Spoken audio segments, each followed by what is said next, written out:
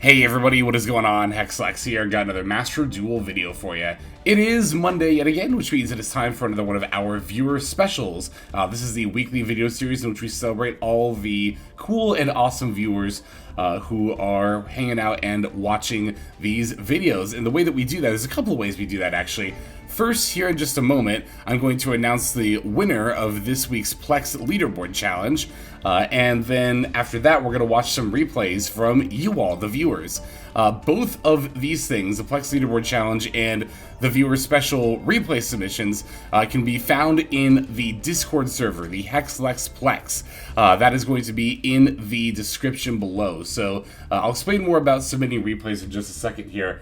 For the moment, I'm going to pop over to Untapped, where we're going to take a look at the profile of Kuro Aito, who has won this week's Plex Leaderboard Challenge by having the highest win rate as recorded by Untapped of all the profiles submitted in the server. So Kuro did win before. However, at the end of April, we reset basically the prize pool. So everyone who had won before up to that point was then eligible to win another prize. So Kuro has won yet again. Looks like had a very good showing with a variety of decks, but most notably post-ban list tier limit. Looks like a Horus tier limit list. So cool stuff. Great job, Kuro. 60% win rate up into Master is definitely nothing to sneeze at. So if you are interested in entering the Plex Leaderboard Challenge for free weekly prizing, here is how you can do that. To start, simply head down the description below. The top link there is going to be my affiliate link for the Untapped Companion. It is a free download, and using this link will definitely help support the channel as well. And then below that, you can see the Discord invite link that I'm highlighting right here. Once you're in the Discord, you're going to want to go down to the Master Duel section here, and there is an entire channel where at the bottom called Plex Leaderboard Challenge, where you can not only find the rules and guidelines pinned, but you can submit the link to your Untapped profile. Your Untapped profile will allow me to see your win rate for every game you've had the Untapped Companion open while you play Master Duel, as well as you yourself, of course. It will show you a lot of really interesting stats about your own games and the hundreds of thousands of games played in the meta overall. Alright, once again, gotta give a huge congrats to Kuro for winning this week's Plex Leaderboard Challenge. But now that we have taking care of that, let's talk a little bit more about the replays we're going to watch. So if you want to submit a replay to the viewer special to be seen on the channel, again, you're going to want to head to the Discord server where there is a channel for viewer special submissions there. Main bit of info I will need is your 9-digit player ID that will allow me to see your publicly saved replays. They do need to be publicly saved. Excuse me. Because if they're not publicly saved, then I'm not able to view them and then show them. Also, do make sure that if you have more than one replay saved, you leave a little bit of info about the game, whether it be the name of your opponent or the date and time, just so if you have more than one, again, I know which one you want me to see. Now, if you do have more than one replay, you can submit more than one. That's totally fine. If you have 10 public replays, you can do 10 submissions. That's okay. I just ask that you don't submit the same game like over and over and over again.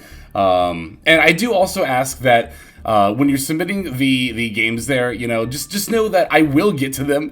I look at them all. I do watch pretty much everything that comes in. I do it about the same time each week. So, you know, if you're like anxious about, you know, knowing if the game got watched or what have you, again, just know that that does end up getting watched there. Even if I don't submit it, I watch pretty much everything that comes in. So there is that as well. But that's pretty much everything I needed to cover. Now let's go ahead and move into these duels.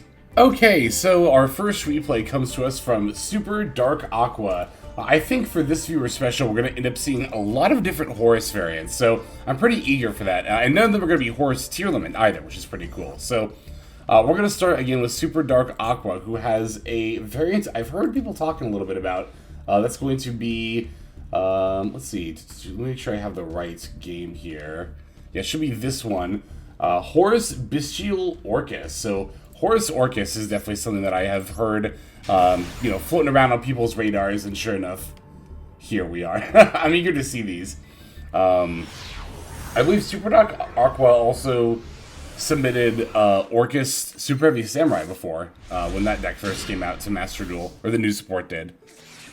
Alright, so our opponent's going to immediately max CS during the draw phase. I stand by my assertion that that's generally not a good thing to do. Like, you do, I think, in my opinion, want to wait more often than not, but it looks like we're still going to send the Hoppy and then bring back the Imseti that we just discarded, giving them one draw. Are we just going to play through this Max C? It looks like that's about to be the case here. Girisu sending the Orcus Nightmare. Yeah, it looks like we're just going to play... Wow, we're not even... no caution to the wind here. Maybe there was some. Of course, during the replay, it doesn't show, like, pauses between thinking or not, but... Yeah, wow, we're just going for it. Taking the Max C challenge, at least somewhat. Okay, so we did set up the Galatea here, although in the process we end up giving them, looks like, 2 draws? Because they're on 8 cards, they'd normally be on 6, so I guess it's not terrible. Using the counter trap, the Crescendo against the Harpy's Feather Duster there makes sense wanting to keep our field spell as well as Emperor and King Sark. Like, the rest of our back rows definitely are very important here. Looks like the opponent's going to lead with the Golden Droplet and then triple attack for a draw 2. That's interesting with how many cards they already had in hand. So it looks like it ends up being a stun variant. Normal summoning the Fossil Dino with the face down is a little bit sus, I guess, with the there can be only one. I thought this was going to be like a Mirror Force or something, but it doesn't seem like that is the case. So, there can be only one is annoying for certain decks, but this might not be one of them. I think the Orcus stuff is all machines, right?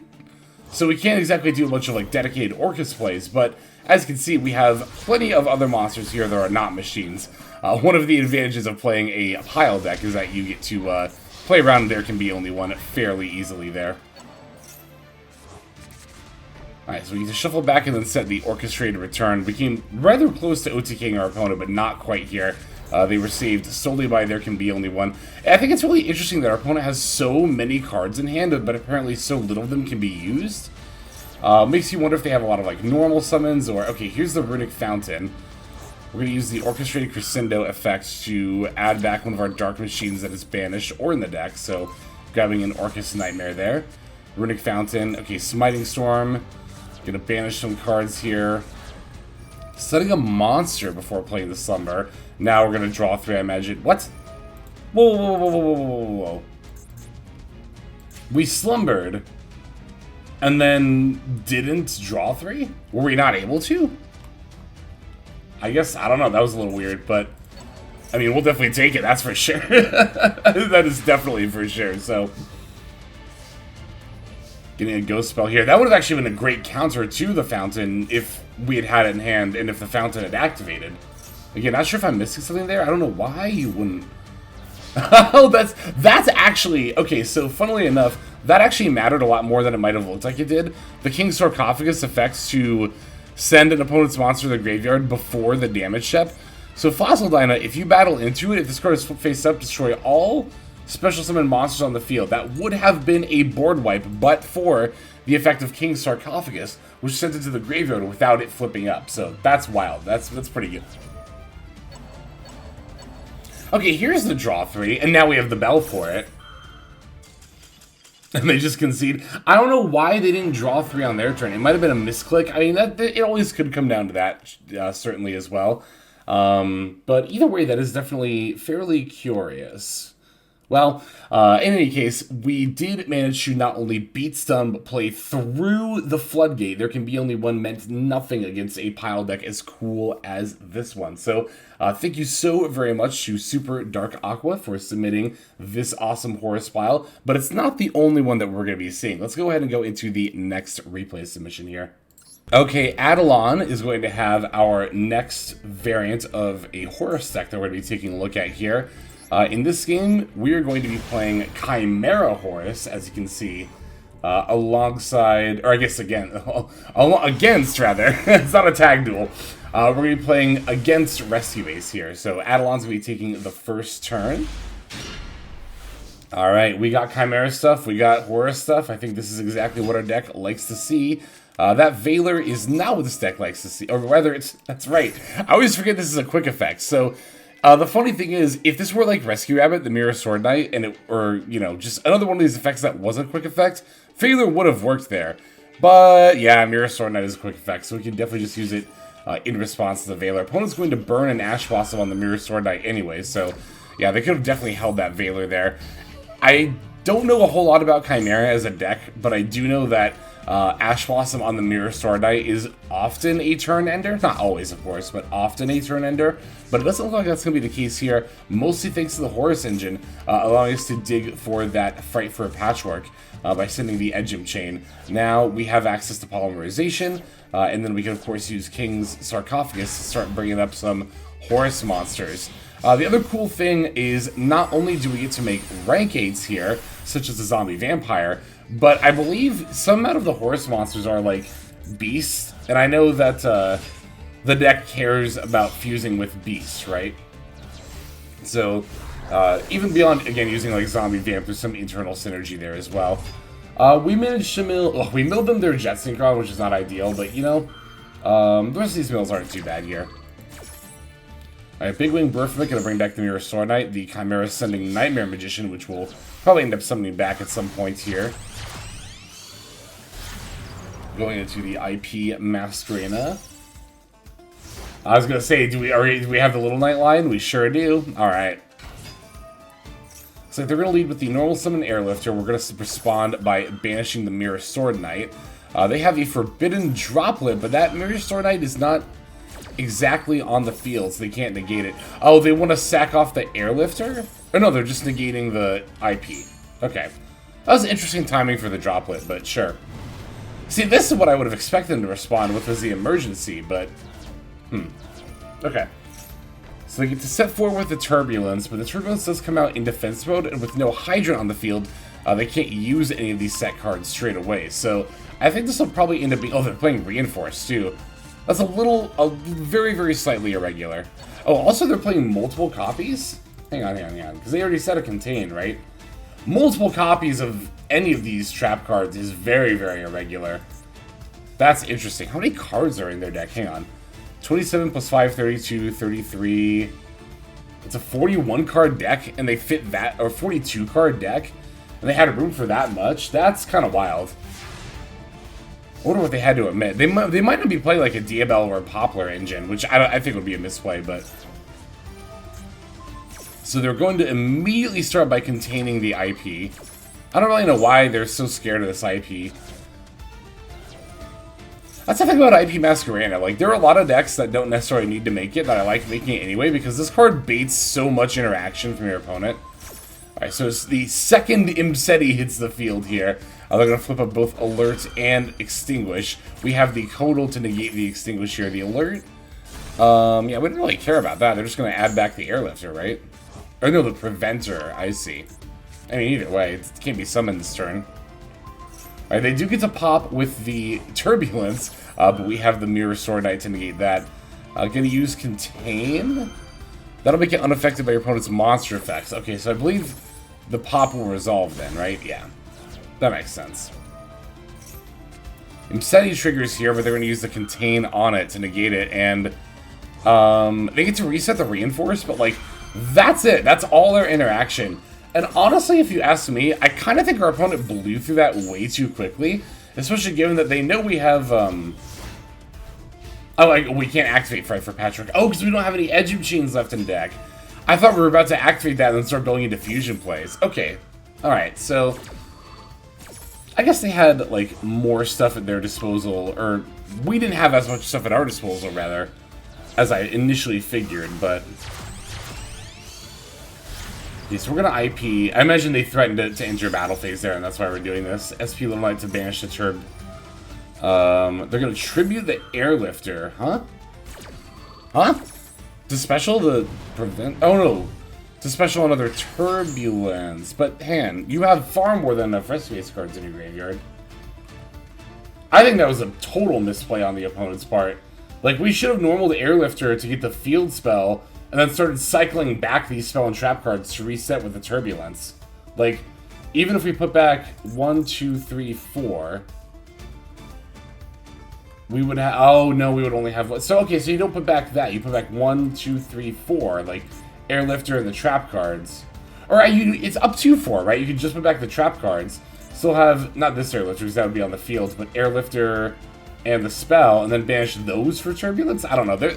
I think there are a number of different ways this could have been done better, to be totally honest.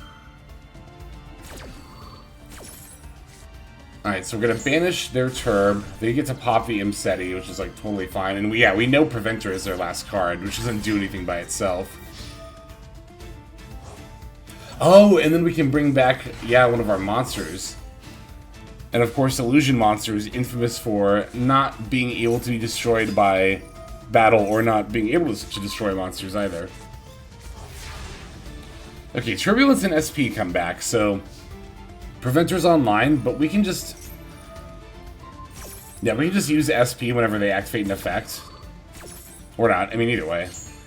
Like, the Preventer is their only interaction, and turning stuff face down does not stop you from fusing with it, so I guess it doesn't really end up really mattering either way, does it? We have to pop Turbulence with Chimera here, though, because if we don't, then they get to pop a card with Turbulence, for sure. Oh, and then Gazelle gets to add the Cornfield Codal as well. Yep, there we go. Turbulence popped. You can use the Cornfield Codal F to grab a Big Wing Burst from it. I mean, at this point, yeah, we can just battle over Preventer with Guardian Chimera, and then, oh, we didn't use Little Knight's effect so we can attack directly. That makes sense. Not that that really matters, actually, because they're going to end up just getting back a Turbulence with the Preventer anyway.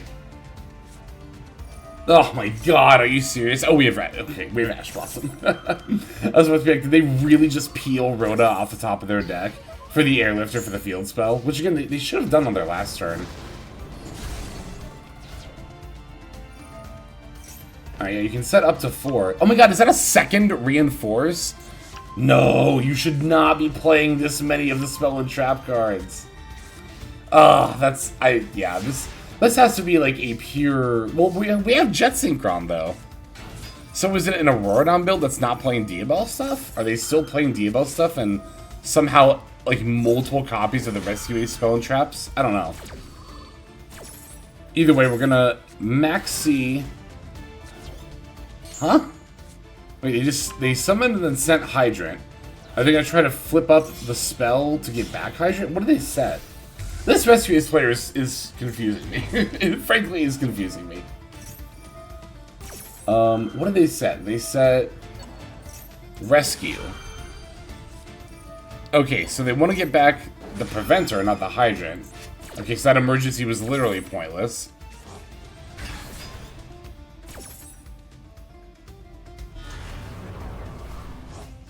Nightmare Magician has a cool animation. Yeah, we have negates in our graveyard, dude. What is going on? What is this game?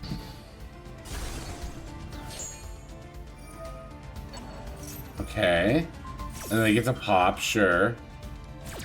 I don't know why they didn't. Oh, do we have Poly in the graveyard? Is that why they can't pop the Guardian Chimera? Yeah, we do. Okay. Yeah, because of the right. I remember now. The what's it called? Gym stuff. Yeah, that's right. That's not enough. That's not enough. Oh, but it stops from being destroyed by battle. Again, that doesn't actually matter with the Nightmare Magician, though, because we can just take it. Oh, no, it's unaffected by monster effects. That's right, as in addition to not being able to be destroyed by battle. Okay, cool. So we know their set card is Rescue. You know, it's funny because they're not doing... The opponent is not doing a bad job of, like, looping the Turbulence. They just never bothered to get the field spell to actually, like... Wait, they sacked triple tack for Jet Sync. I mean, I guess. Well, in any case, let's just make another Guardian Chimera, right? And then we're gonna pop Turbulence and... Yeah, just the Jet Synchron, that makes sense. Alright. Surely by this point, they're out of, like, stuff they can do. What is the other card they set again? Oh, it was, Extinguish. That better not be a third copy of it. Oh my god, it might actually be. No, I think it's only the second. Still, though, that's still one too many. Look at this, we've actually gone through, like, almost our whole deck in this duel. This is kind of wild. But now we have another King Sarcophagus, which means we get to have a Horus party. You know, I was saying this before, too. Like, I think the thing that I mostly underestimate about the Horus package is, like, that it is actually valuable to have just a bunch of big bodies that can beat down on the board for situations like this. Like a grind game where you and your opponent are so desperately fighting to you know, make sure the other one doesn't have any resources. Like, you can just slam down King Sarcophagus and summon 3 or 4, like, massive monsters that can then, you know, easily change the tide of the game for you. So, wow, that was one hell of a game. Thank you for that submission, Adelon, with Chimera Horus. Very, very cool stuff. We do have one more duel to watch. Let's finish off with that one. All right, our final game comes to us from Ser Josie. Hope I pronounced that correctly. Who has a game where they are on branded, not hero, branded. And you might be wondering, all right, is it branded Horus? Because you said we're going to be seeing games with Horus. So we're not on Horus, but our opponent is actually going to be on another variant of Horus, Nria Horus. And I was pretty eager to see this duel from both standpoints, actually. To not only see what the opponent's deck is capable of, but of course how we in turn are going to respond. This is just like a pretty good opening hand for branded, honestly. Going second hands for this deck can be a little bit weird sometimes, but the triple attack and the Mercurier, I don't know, I just think this, and also the deployment, right, as well, I think are pretty solid. So, okay, so they led the field spell for the Imseti to grab the Sarcophagus. Okay, and then here is the Camellia. Camellia send the trap card, of course, to get the Mole Cricket. I've heard people talk about Nria Horus being a thing, so I definitely wanted to see exactly what's going down here. I have a little bit of an idea what's going to happen. Yeah, there's Crimson Dragon, which you just know means that only cool, good, and fun things are going to happen, right? Surely they're not just going to summon another level 12 and turbo out the Calamity, right? Right? Well, yeah, that might just be exactly what they're doing here. Alright, so we're going to lead with Sarnir, and they chained the Crimson Dragon. See, this was something that was actually pointed out in the little description that, yeah, this person made a Calamity mistake that you do not want to make. If you are going to try to Calamity lock people, rule number 1, you do not chain Crimson Dragon's effect to another card's effect. Because as you can see here, we're still activating cards. You may be wondering, why is that the case? Did Calamity not just touch down onto the field? It did, yes, but let's read Hot Red Dragon Arching King Calamity. There's only one word we actually need to read here, and it's the very first one. When. When this card is synchro summoned. When. So if versus when. If you've ever wondered what makes a card miss the timing, what means the difference between it working and not, it's the wording of if versus when. Hot Red Dragon Archfiend had it said if this card is synchro summoned, then you could chain the Crimson Dragon. But because it says when, that means that Hot Red Dragon Archfiend being summoned needs to be the last thing that has happened in order for the effect to be able to be activated. But again, we activated Crimson Dragon mid-chain link, which means that the last thing to happen was not this card getting synchro summoned. The last thing to happen was whatever effect was at the end of that chain link. Let's see. Draw, activate Crimson Dragon. Oh, they chained it to Saranir. So Saranir was the last thing to happen. So the last thing to happen in the chain link wasn't Calamity being synchro summoned, it was Saranir's effect. Ergo, no Calamity effect resolving. So, ooh, that's a very nice Royal Mirror Jade. Now, we do still have to play under a couple of things here. The Maxi as well as the Mole Cricket. The Mole Cricket we're going to take care of right now with the Mercurier, because we do have the Mirror Jade currently in play. Our opponent does also have a Mathmech Final Signal we're going to have to address at some point as well. Especially because it is unaffected. Alright, so we are going to triple attack for the draw 2 here. Again, very much coming in handy. Going to Brandon bite the Albaz and the Mercurier away for the Rindabrum at this point. Alright, Mercurier F. Since it was banished, we can grab the Guiding Quem. We have not normal summoned yet, so Guiding Quem is going to pitch the Cartesia. Moving to battle phase. Mirror Jade going to activate as well as the Rindabrum here. So basically what's going to happen is the Rindabrum is going to negate the Mirror Jade, and then we can bounce one of their monsters. This will proc the Guiding Quem effect for the Cartesia. We're going to crash into the Geomathic Final Sigma here. Opponent has a Gamma on the Mirror Jade effect, but that's just the in-phase board wipe, so that doesn't mean a whole lot as far as the negate goes, but it does put 2 more bodies in defense mode for them to defend themselves with. However, we have Super Polymerization, which means that we can just make Garura, and now OTK our opponent anyway. Oh, that was sick. That was a very, very sick finish, honestly. Yeah, the opponent, like I said, the opponent might have botched their Calamity, but we still had quite a bit to play through there. And honestly, if we had not been able to, like, battle through an OTK here, we would have had to pass back to them with, like, a million cards in hand, and things would have been looking, like, pretty dire for us at that point, especially after having lost our Mirror Jade. So that was a very, very good comeback. And again, even though the opponent was on the Horus deck, I think this was still a decent showcasing as well of what their deck is capable of. But more importantly than that, got to give a huge props to Sir Josie for playing through all that and finding that line to the W, especially through like the Gamma and stuff mid battle phase. That was very, very good. So thank you all for submitting. Of course, this video series could not happen without your submissions, so I really, really do appreciate that. And of course, thank you all who are watching.